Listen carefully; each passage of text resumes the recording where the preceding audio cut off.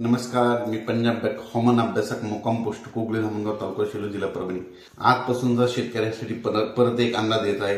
पूर्व विदर्भातल्या शेतकऱ्याला सांगू इच्छितो की विदर्भामध्ये पूर्व विदर्भामध्ये जवळपास 11 फेब्रुवारी 12, 13, 14च्या दरम्यान अवकाळी पाऊस पडणार आहे। नागपूर, वर्धा, भंडारा त्या भागामध्ये गारपीट देखील होणार आहे, म्हणून ही अंदाज लक्षात घ्यायचा। एकंदरीत परिस्थिती बघितली तर राज्यामध्ये हा पाऊस फक्त पूर्व विदर्भात पडणार आहे आणि पश्चिम विदर्भात पडणार आहे, म्हणजे या दोन भागामध्ये पडणार। पूर्व विदर्भात 6 जिल्हे, पश्चिम विदर्भात 5 जिल्हे, म्हणून हे केवळ फक्त अंदाज पूर्व विदर्भ आणि पश्चिम विदर्भाच्या शेतकऱ्यांसाठी लागू होत आहे।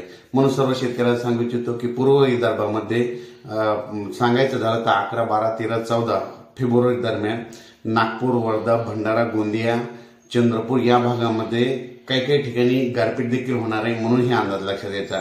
त्याच्यानंतर तो पाऊस पश्चिम विदर्भाकडे म्हणजे अमरावतीकडे, चांदूर बाजार त्या भागाकडे देखील येणार आहे, अकोल्याकडे येणार आहे, अकोट देखील येणार आहे, वाशिम तसेच पुसद, हिंगोलीच्या दरम्यान देखील थोडाफार हिंगोली भागात देखील येणार आहे, म्हणून हा अंदाज लक्षात घ्यायचा।